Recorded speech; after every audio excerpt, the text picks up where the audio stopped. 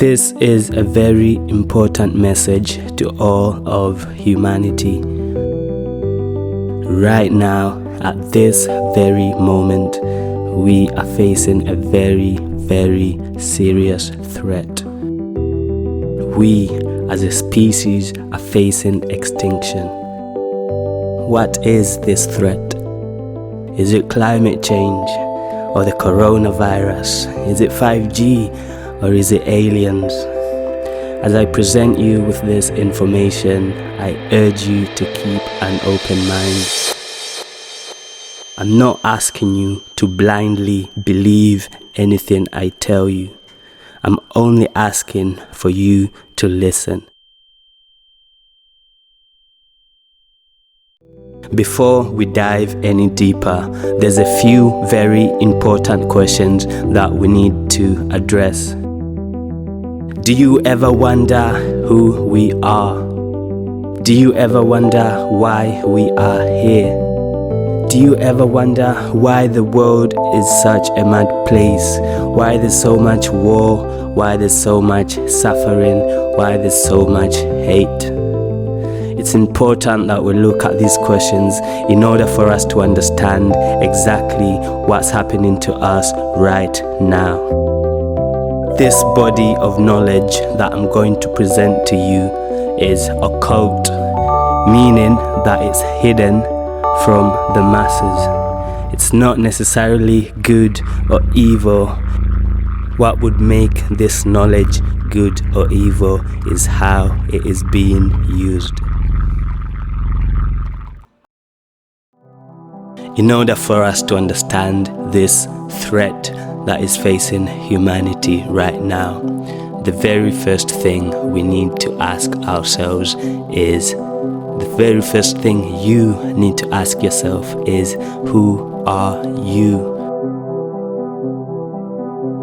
Who are you? The person listening to this right now. I'm talking to that which is behind the eyes that see this video in this very moment. The key to understanding this threat that faces humanity right now is our identity. How we identify. So when asked, who are you? You might reply with your name, your age, your gender, your ethnicity, your job title. For example, I am Bob. I am 34.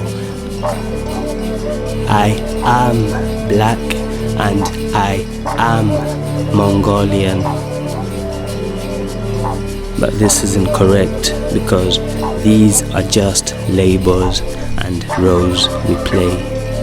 So if someone was to take away those labels and then ask you the same question, who are you?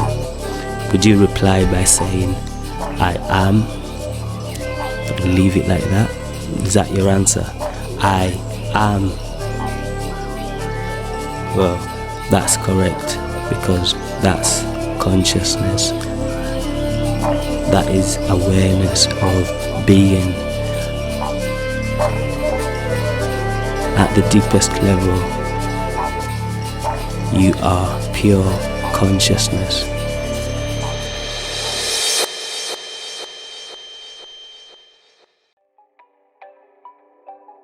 Well, one might argue that we are human beings. This is true to a certain extent, but it is not completely true. Consciousness is having an experience of being a human. The same way it can have an experience of being a fish, an ant, a lion or a tree. But one might also argue that we are our brains, but this is just another part of our body. It belongs to our mind.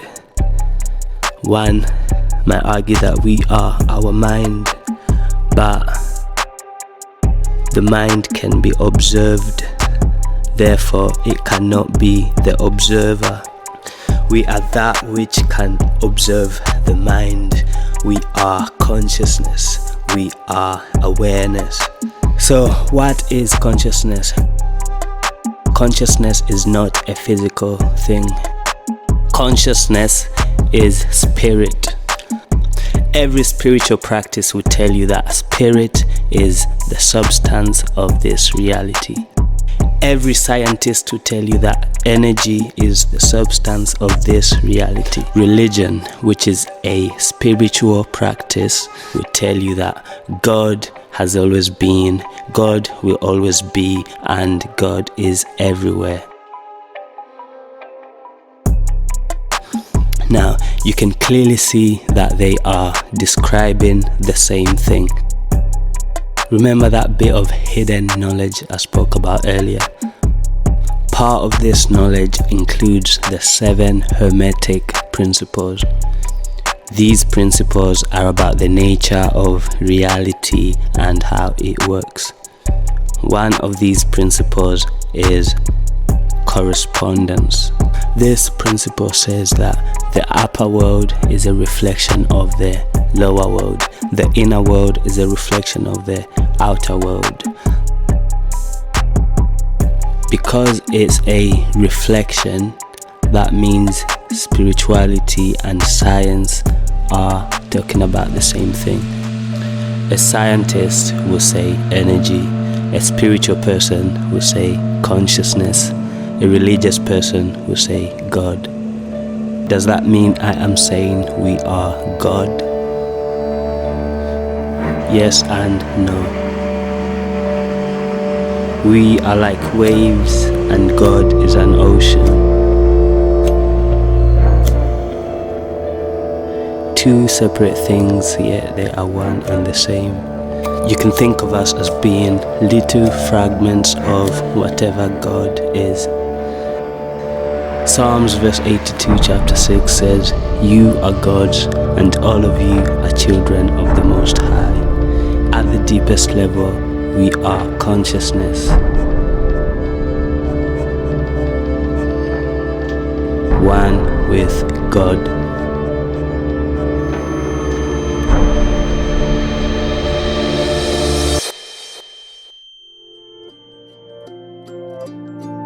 Now, remember that hidden knowledge we spoke about earlier and how it's got 7 Hermetic principles.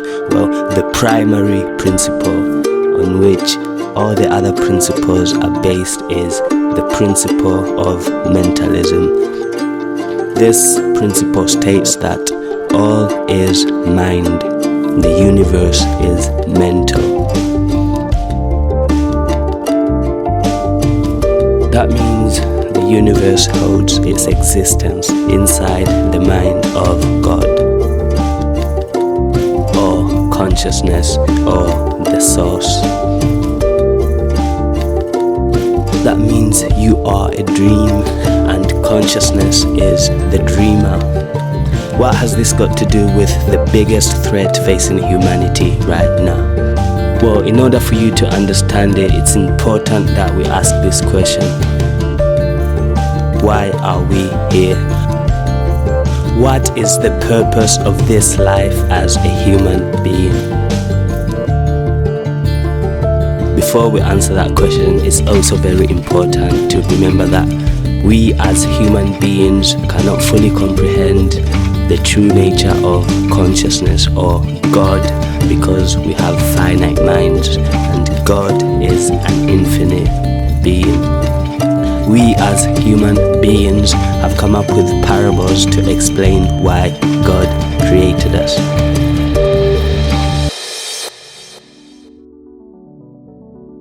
God is all that really exists. And for whatever reason, God knows why, God had a dream. In this dream, God forgot who he was. And so he thought, who am I? From that thought, bang, God became the universe. And remember, this is just a dream. God is dreaming all this, that it is the universe. The universe is on a quest to self-realization. In order to answer the question, who am I? The universe took on many forms.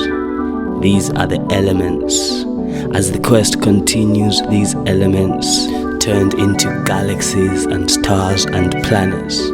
The universe wanted to explore itself, so it made life.